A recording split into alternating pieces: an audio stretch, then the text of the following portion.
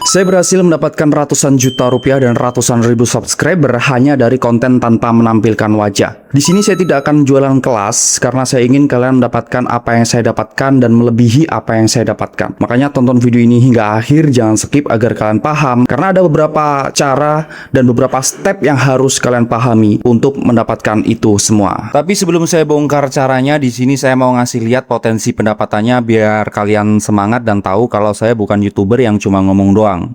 Di sini seperti yang kalian lihat, saya mendapatkan sekitar 81 juta lebih dari salah satu channel YouTube yang saya kelola dan mendapatkan 125.000 lebih subscriber. Dan yang kalian tonton di video ini adalah real contoh nyata. Saya cuma mau kalian mendapatkan rezeki lebih di tahun ini. Cara yang bakal saya share di video ini adalah cara yang bisa dilakukan oleh semua pemula, tanpa modal, gratis, dan tanpa biaya sepeser pun. Kalau kalian bingung, kalian bisa tonton ulang videonya atau tanya aja di kolom komentar, nanti saya akan bales dan bantu satu persatu. Pertama, sebelum kita masuk ke cara bikin videonya, kalian mesti tahu video apa yang kalian ingin bikin. Orang-orang sering bilangnya itu niche alias topik video. Niche yang kalian pilih bisa tentang olahraga, hewan peliharaan, atau bahkan dakwah agama. Saya akan bahas terpisah lebih detail di video selanjutnya. Ada banyak pilihan topik yang bisa kalian coba sendiri, tapi yang saya tulis di sini termasuk topik-topik populer yang cukup banyak penonton. Saran saya kalian pilih topik yang kalian juga suka tonton secara personal ataupun pribadi. Setelah kalian tahu topik atau niche yang kalian mau buat, kalian bisa mulai untuk bikin channel YouTube-nya. Tinggal ikutin video ini aja, tinggal klik kanan gambar profil lalu setelan buat channel baru. Videonya akan saya percepat supaya kita bisa lebih banyak ngomongin strateginya. Setelah channelnya jadi, kalian bisa edit-edit lagi gambarnya belakangan. Tapi pastiin nama dan foto profil lalu deskripsinya kalian isi sesuai dengan tema channel kalian. Kenapa ini penting? Karena deskripsi dan nama channel bakal ngebantu YouTube ngerekomendasikan video kalian ke penonton. Biar simpel, kita langsung tanya aja ke ChatGPT buat bantuin cari nama dan deskripsi channelnya. Setelah kalian suka dengan jawaban dari ChatGPT, kalian tinggal copy paste ke profil dan simpan. Sekarang kita masuk ke strategi buat bikin videonya. Untuk bikin video, kalian nggak harus ngerekam videonya sendiri. Kalian bisa cari dari berbagai sumber kayak TikTok atau Instagram. Beberapa sumber lain seperti Pixeless Video. Kalian tinggal buka websitenya dan ketikkan video yang ingin kalian cari. Jika sudah ketemu, kalian download videonya. Dan salah satu faktor penting untuk bikin video adalah naskah atau skripnya. Di zaman AI kayak sekarang itu bisa dengan gampang kita buat.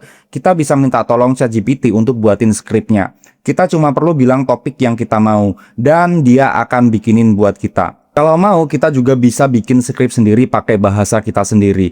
Buat bikin skrip, kalian juga perlu sesuaiin sama video yang kalian bakal pakai. Sekarang waktunya kita bikin voice over atau narasi dari videonya. Buat teman-teman nggak perlu khawatir harus punya perlengkapan yang bagus untuk ngerekam suara. Apalagi ngerekam suara kita sendiri. Lagi-lagi kita pakai AI untuk bantuin kita. AI yang bakal kita pakai ini namanya adalah Google Studio AI. Di Google Studio AI ini kita bisa pilih suara cewek, cowok, tua, atau muda. Tinggal pilih aja suaranya yang kita suka. Jangan skip. Ternyata kucing peliharaanmu melakukan ini bukan tanpa alasan. Fakta nomor 3 bikin banyak pemilik kucing kaget. Kalau kalian udah merasa cocok, tinggal download suaranya dan kita bisa masuk ke tahap paling penting, yaitu editing. Tapi saya nggak akan ajarin cara ngedit di sini. Kalian bisa cek atau belajar video-video tutorial ngedit pakai CapCut yang bertebaran di YouTube. Yang saya ajarin di sini jauh lebih penting, yaitu prinsip monetisasi. Prinsip monetisasi itu ada dua. Satu, video kalian itu ada yang menonton. Yang mana kalau video panjang, kalian mesti dapat 4.000 jam tayang. Dan 1.000 subscriber dalam jangka waktu 12 bulan atau 1 tahun. Kedua, video kalian aman dari copyright. Artinya kalian mesti paham aturan-aturan dari YouTube. Di YouTube ada aturan yang namanya penggunaan wajar. Gampangnya kalian boleh pakai materi orang lain tapi dengan beberapa catatan. Catatan utamanya asalkan kalian ambil sudut pandang komentar, kritik, riset, edukasi, atau pelaporan berita menurut aturan YouTube. Video kalian sah dan layak buat monetisasi dan mendapatkan uang. Makanya skrip yang kita bikin jadi salah satu elemen penting di sini. Karena kita mengomentari video orang lain dan memberi perspektif baru di sana. Elemen yang gak kalah penting adalah gimana kalian edit videonya.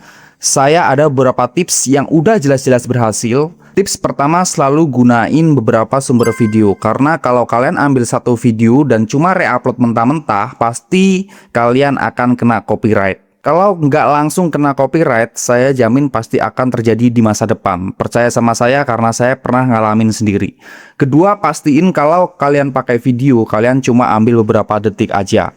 Atau kalian ambil satu video, kalian potong-potong cuplikan videonya. Lalu ketiga, pastiin kalian kasih kredit ke pemilik asli videonya. Bisa kalian cantumin di judul video, deskripsi, atau komentar. Bahkan kalian tempelin teks di videonya. Untuk gaya editingnya itu harus ada zoom, ada transisi, ceritain atau komentarin videonya. Seperti yang saya lakukan saat ini. Sekarang kita akan bahas gimana strategi buat mengaplikasikannya. Saya saranin sebelum mulai upload, kalian siapin seenggaknya 7 konten buat kita upload selama seminggu ke depan. Saran dari saya, strategi uploadnya, uploadlah di jam yang sama. Misal kalian upload di jam 7 malam. Untuk hari besoknya, kalian juga upload di jam 7 malam juga. Tujuan strategi ini adalah buat ngenalin channel kita ke algoritma YouTube. Semakin kita konsisten upload di waktu yang sama, maka makin gampang buat YouTube nemuin siapa penonton channel kita. Saya pribadi nggak nyaranin kalian buat gonta-ganti topik, misalnya hari ini olahraga, besok binatang, dan lain-lain. Dan dari pengalaman saya pribadi dan eksperimen saya, sebenarnya kita nggak perlu upload terlalu banyak dalam sehari. Selain bakalan capek, mendingan kita konsisten bisa upload terus-terusan sehari sekali. Kalian juga harus tahu kalau YouTube akan otomatis mencarikan penonton yang paling relevan untuk video kita. Yang paling penting, optimalkan metadata videonya. Buat konten yang jelas, gunakan judul yang menarik, tulis deskripsi yang lengkap, dan tambahkan tag yang sesuai dengan algoritma. Dengan begitu, YouTube akan lebih mudah memahami topik video dan merekomendasikannya kepada orang-orang yang memang tertarik dengan tema tersebut. Jadi fokuslah pada kualitas konten dan kelengkapan informasinya, bukan hanya mengejar jumlah tag atau trik tertentu. Lalu saya bakal bongkar gimana caranya baca laporan dari YouTube supaya kita bisa membuat konten-konten yang viral di kemudian hari. Di YouTube itu cuma ada 2 laporan yang kamu harus dalemin. Pertama, audience retention atau retensi penonton, alias berapa lama video yang kamu buat ditonton oleh orang lain. Kalau kamu bisa bikin narasi yang bagus dan pilihan sumber video yang bagus, otomatis presentasinya bakal bagus. Yang kedua adalah CTR atau rasio klik. Ini adalah persentase orang yang mengklik video setelah melihat thumbnail dan judul video kita. CTR tinggi tetapi retensinya rendah, berarti thumbnail bagus tetapi isi videonya tidak memenuhi ekspektasi mereka. CTR rendah tetapi retensi tinggi, berarti kontennya bagus namun judul atau thumbnail perlu kita perbaiki. Kunci agar penonton bertahan menonton video kita itu ada pada hook. Hook itu apa? Hook adalah pembuka video dalam 5-30 detik pertama yang berfungsi menarik perhatian penonton agar mereka mau terus menonton. Di momen inilah penonton memutuskan apakah akan melanjutkan video atau langsung menutupnya. Hook yang efektif biasanya langsung menyampaikan masalah yang dialami penonton, memancing rasa penasaran atau menjanjikan manfaat yang akan mereka dapatkan di akhir video. Hindari pembukaan yang terlalu panjang, seperti salam atau perkenalan yang bertele-tele, sebaiknya langsung masuk ke inti masalah. Semakin kuat hook yang dibuat, semakin tinggi peluang penonton bertahan menonton.